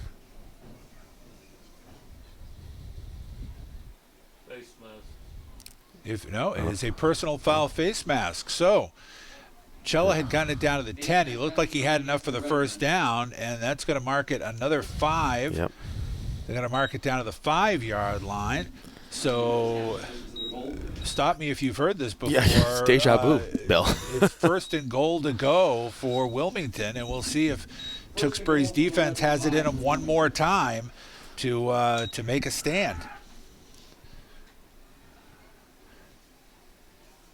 All right, Allard in the shotgun, Chella in the backfield, handoff to Chella up the middle. Luke Shaw gets in there to wrap him up. Falling forward, they're going to mark him at the 4. They're going to give him a yard on that. So 2nd and goal to go. Yeah. We're under 10 minutes to go here in the game. And again, Bill, you pointed out, I mean, this really does seem like deja vu. I mean, we were here in the red zone, the other side of the field earlier in this game, and, Wilmington trying to punch one in, and the Redmond defense came up strong. And it was just after a similar penalty with the face mask that got them extra attempts here. That's right. Same formation. Allard calling signals. There's a handoff to Spencer as they try to give him a little shovel pass. But he is swallowed up and a loss of a yard. It's down back to the 5-yard line. A nice play by the Tewksbury defense. Yeah, for sure. Ryan Fleming getting in there, and it looked like he actually might have lost a yard or two. He did. Yep. Back to the 5. So it's going to be 3rd and goal to go. I mean, this will say something if the Redmond defense can stop this and just keep their emotions in check and do what they do best here. Well, that's the big thing, is keeping the emotions in check. No penalties right now. No extra attempts. 2 wide receivers to the left. Chella set up to the left of Allard, calling signals. Allard keeping it, rolling to his right, looking like he may want to run, but he is sacked. Yep. It looked like a run-pass option, and it looked like maybe brought down by number 42, Matt Slagle. Slagle on the sack, a loss of 2. It's going to be 4th and goal from the 7. And give credit on that to the defensive backs. It looked like initially that he was looking for somebody in the end zone. Nobody was free. Then he decided he wanted to run, but nothing there. Slagle makes the play. And we're going to have a timeout on the field. Yep. Wilmington's first timeout of the half. 8:09 to go here in the game. Tewksbury with a 20-2 lead, and on the cusp of making another stand inside their own 10-yard line. It's been very impressive, the tenacity of this defense. Yeah, they have not quit this game. They keep fighting. They keep scraping away, and have made some extremely big plays in this game to keep the really the Wilmington offense pointless. And as we said, it's not been a great year for this Tewksbury defense. Yeah. It's certainly not been one of their best defenses in recent history. They've given up a lot of points in some games to good offenses, and I think being able to end the year with such a strong performance, that's going to says a lot. Wipe away a lot of the bad taste from some of the earlier games. Yeah. So. This has been a great showing by this defensive unit. And as you said, they've got some youngsters there, some guys who are underclassmen who are going to be back next year, who they're going to be able to build around. Manny Magada, Luke Shaw, and Ryan Fleming will be graduating. that's right. True. Fleming Yeah, will be graduating. Yeah. All right, so here it is, 4th and goal from the 7-yard line. Allard calling signals. It's going to be a double reverse, but there's a fumble. Yep. And Tewksbury, one way or the other, is going to – and now the ball is still loose, and it's finally covered by Febo, but all the way back at the 34-yard line. And that is going to be where Tewksbury will take over, as technically it's a turnover on downs. Yep. And they're going to mark it down at the 30 is where they're going to mark it here. So, again, another stop by the Tewksbury defense inside their own 10-yard line. Tremendous showing. And with the break on the fumble, Tewksbury will get the ball with 7:57 to go at their own 30. Right. And Bill, we were talking about deja vu earlier. I mean, literally almost another – I mean, it ended up being a turnover on downs, but another turnover almost by a fumble. Ciancio under center. The handoff is up the middle. And that is Sean Hurdle, who's had himself a tremendous Thanksgiving Day game with 2 touchdown runs, including a highlight reel 66-yard run earlier in this half. Yep. Gain of 4 on the play. It's going to be 2nd down and 6 yards to go from the 34. Ciancio brings them out. Sullivan is split wide to the right. Hurdle and Arbogast in the backfield. Hurdle this time again swallowed up. Hurdle wrapped up in the backfield. Nice play by the Wilmington defense. Yeah, it looked like Could be number a loss of 52. about 3. Number 52, Ali Abukal. Ali Abukal, the tackle. We've called his number a couple of times today. Yep. Had some nice plays. About 3 yards from the Redmen. So we'll set up 3rd and 9, it looks like, Bill.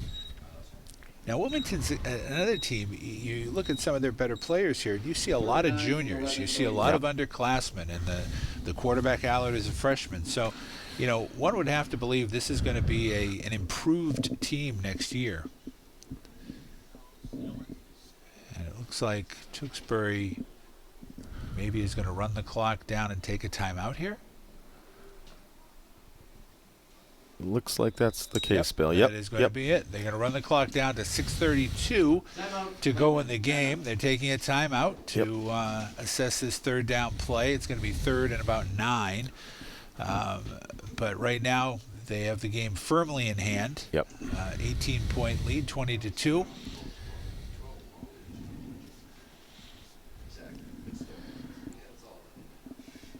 We were entertained at halftime by the very talented Wilmington High School Marching Band. We've got a nice music program over there.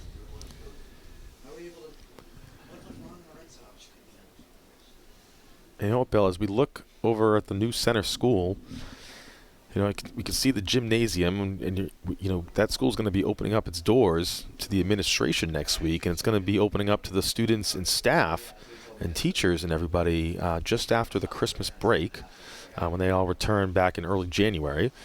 And when you're standing in that gymnasium right there overlooking Doucette Field, it is quite the view from that school, and quite an impressive landscape here as we overlook out here from the press box.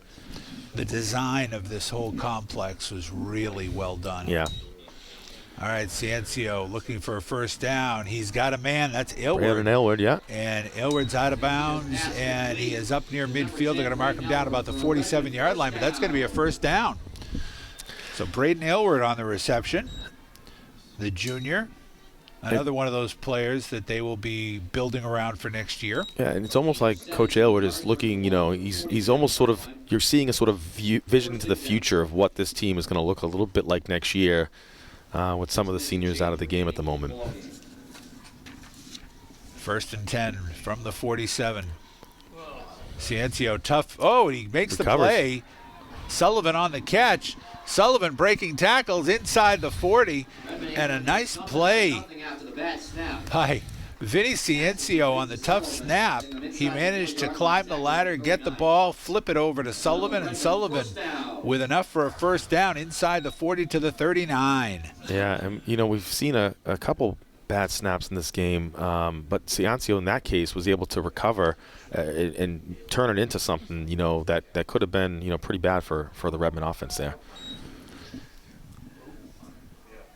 And Michael Sullivan again with the reception, having a tremendous game here as he wraps up his Redmond career.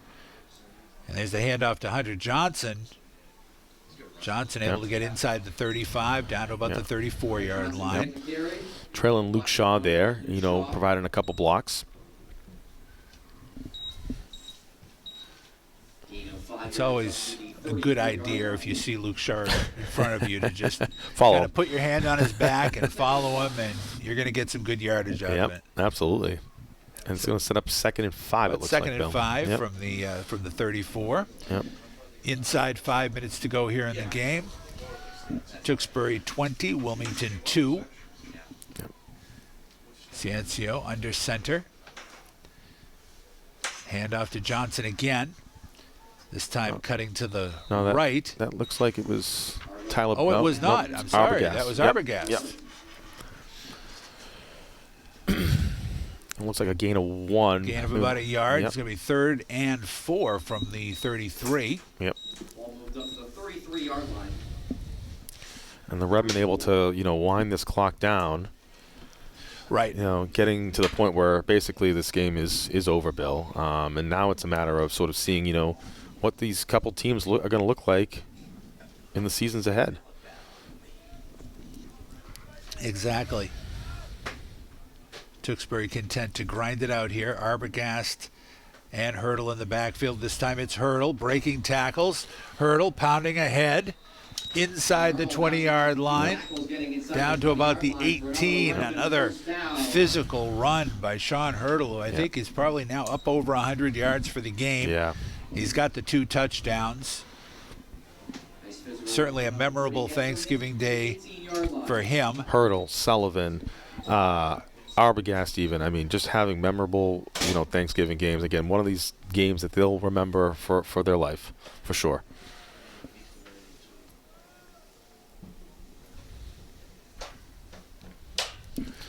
Ball marked at about the 18-yard line, 1st and 10.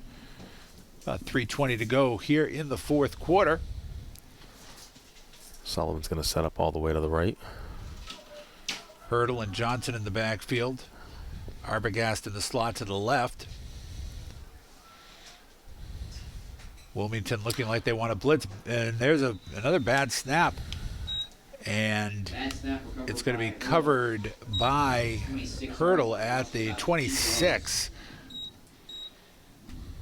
So that's going to be a loss of about 6 yards on the play. Yeah. So it's going to be 2nd and 16. I'm not sure what they were going for that. Yeah, Whether they were going with like a wildcat, a direct snap. Yeah. Not sure what they were aiming for on that play.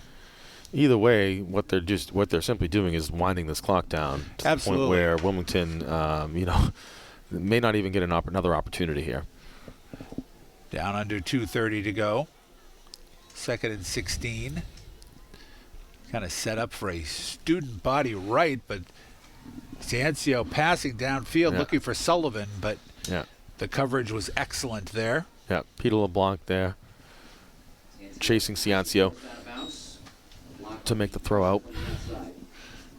LeBlanc has played an excellent game, his last high school game for Wilmington, the senior captain.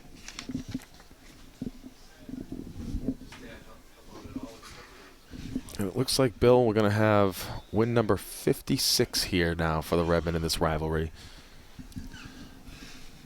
I believe you are correct. Just an incredible feat when you think about a football program, and like you pointed out earlier, Bill, the generations that have played here. Some of these kids' parents and grandparents, just an absolutely incredible lineage of football in this town.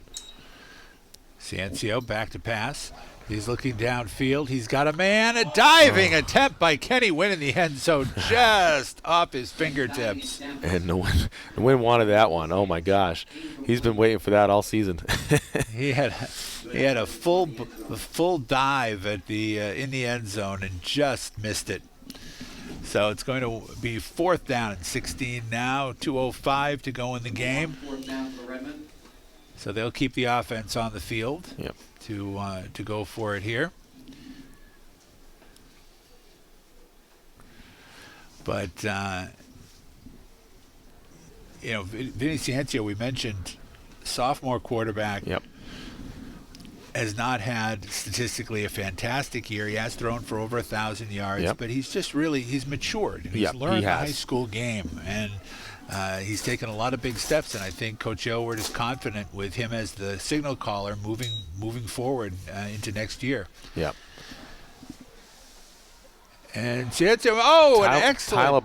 Tyler Barnes with a tremendous catch. Ciancio throwing back across his body. The coverage was there, but Barnes, with some excellent concentration, hauls it in inside the 5-yard line. They're going to mark it at the 4. First and goal to go. Yeah, what a great opportunity there for junior Tyler Barnes. Who's had some, who's had here and there moments as well this season, off and on. Right. And I think, again, he's another one that I think we'll see a lot from next year as a senior. Well, this is where the depth comes in, where you move guys in and out. Yep. You've got your seniors, but you're also giving the younger players a chance to get valuable experience. Yep. And that is Hurdle. Good for a Sean Hurdle touchdown. And that's going to be his 3rd touchdown of the game. Sean Hurdle has had an exceptional Thanksgiving Day morning. He will get an extra slice of pie later. He will get an extra slice of pie, and he will deserve it. 1:20 to go in the game. Tewksbury opens up a 26-2 lead pending the extra point here by Jackson Fuedo. Michael Sullivan to hold. Snap, the ball is down, the kick is up, and the kick is good. So there we go. One more touchdown for the Tewksbury seniors. Sean Hurdle putting the finishing touches on just what has been an outstanding day for him. And, we've talked about Hurdle all year long. He's kind of been in Alex Arbogast's shadow a little bit. Yep. He doesn't get the big headlines. Arbogast has got the blazing speed, but Hurdle is such, you said it, he's a lunch pail, blue-collar back who loves to pound inside the tackles, and I think he's got underestimated speed. When he breaks into the open field, he can outrun just about anybody, and he has had his moment today, to be sure. Yeah, and it looks like they're going to have Jackson Fuedo on the kickoff again. 2nd time in a row for the Redmen. A nice kickoff coming down about the 15-yard line. And that looks like Spencer on the oh, no. Lavelle, and brought down by Tyler Barnes. Tyler Barnes after that nice catch, making the special teams tackle. Yeah, I think the Redmen, players, coaches, they got a lot to be thankful for with this program. I mean, again, Bill, you think about just the rich history here, with the Aylward family, again, just generations of football, and past and present, right? I mean, there's a lot of people in this stands that played on this, well, not specifically on this field, but at Doucette Field, the older version of it anyway, at one point in time. And again, just a lot of memories, and that's what this day is all about. Family just coming together, and that's exactly what this football program is in this community. It's just that family. It resembles that. Absolutely, and you see it in the stands today, the generations of families that have been involved in football over the years, and they love coming back here. They love being part of it. And a throw by Allard is caught, is hauled in by Febo, I believe. Yeah, and brought down by Sam Roz. And it's marked at the 35-yard line. So Wilmington still trying to get a touchdown on the board here. 1 minute, 8 seconds to go here in the game. Allard spikes the ball. So it's going to be 2nd and 10. Yep. But, that's it. Is the tradition here in Tewksbury is so rich, so good, and you get a little bit spoiled by the success the program has had. We talk about the fact that this has been a bit of a down year, but Tewksbury's going to wind up 7-4. Yep. And 7-4 for most schools in the state would be cause for celebration. Absolutely, Bill.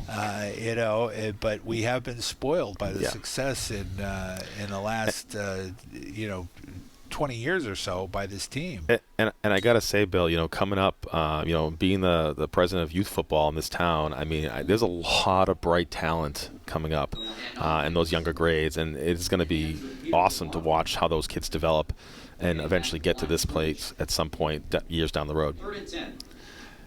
Oh, there was a carry by LeBlanc. Yeah. No gain on that. It's going to be 3rd and 10 from the 35. That was LeBlanc's first carry of the game. Allard, he is sacked. Allard is sacked. Gobbled up. No pun intended, Bill. Gobbled up there in the backfield. That is on the sack. It was Albie Bosworth in on that, and Jonah Bennett in on that, and it is now 4th down. About 6 yards. Timeout. And Wilmington calls a timeout. No quit in them. They're going to use every second possible. But this could be the last, opportunity or last moment here for a lot of these kids on the field, Sure. on both sides of the ball for that matter. Sure. Absolutely. So Jonah Bennett getting that sack, a senior. Yep. And Albie Bosworth, also a senior. So these guys getting an opportunity here to get themselves in on the scorebook. Yep. And have a notable Thanksgiving memory. Yep, absolutely. All right, it'll be 4th and about 15. I'd say that's about 4th and 16, they're saying. Allard calling signals. Back to pass. Pressure's on. He looks downfield to Febo. Febo Does not come up with incomplete. it. Yeah. They're calling that incomplete. Yeah. And so that should do it. Should be one knee. Turnover on downs. Yep. It'll be another turnover on downs, which I think probably for about the 4th time in the game. And actually, like they're they're going to gonna call call the it right game. there. Yep. That's going to be the game. So the final score here from Doucette Stadium, Tewksbury 27 and Wilmington 2, the 13th straight victory for the Redmen in this storied rivalry. 12th, because they had the COVID year. Oh, the that's COVID year, correct. so the 12th. COVID year, that's Yeah, right. yeah, They yeah. had a cancellation. You're Yeah. exactly right. So Yep. 12th straight overall. And but a tremendous effort by the Tewksbury defense and a tremendous effort. Senior Sean Hurdle, 3 touchdowns, over 100 yards rushing. Yeah. Just an outstanding Thanksgiving Day performance by the Redmen. Absolutely, and these guys, again, like I said a little earlier, they got a lot to be thankful for. Just awesome memories. We're going to miss some of these kids on this field. It won't be the same, but again, bittersweet for these guys, for sure. Blake Ryder with the Thanksgiving trophy in his hands. And as we said, everything else goes out the window. Yeah. Everything else that's gone on. This is a season unto itself. And these Tewksbury Redmen are celebrating, enjoying this victory, maintaining their dominance over their rivals. Yep. And enjoying for a lot of them their last moments as a Tewksbury Redmen. Yeah. So, For sure, Bill. For sure. And you know what? Listen, I think it's going to be interesting to see how both these teams progress next year. I mean, I think that both teams, I think, are going to have, good weapons. Again, we know the history of the Redmen. We know the richness there. I think Wilmington, again, there were glimmers here today with them. So I think there'll be something, they finished 2-9, I guess, now. So next year, I mean, I think they should be able to do better. all right. Well, once again, our final score here from Doucette Stadium. Tewksbury 27, Wilmington 2. Rich, I hope you have a wonderful Thanksgiving with your family. Same to you, Bill Gilman. All right. We thank you for joining us this season on Tewksbury Television. It has been a pleasure, and we hope to have the opportunity to do this once again next year. Yeah, we'll see. We'll see how things go. All right. Happy Thanksgiving, everyone. Happy Thanksgiving, everyone. Take care.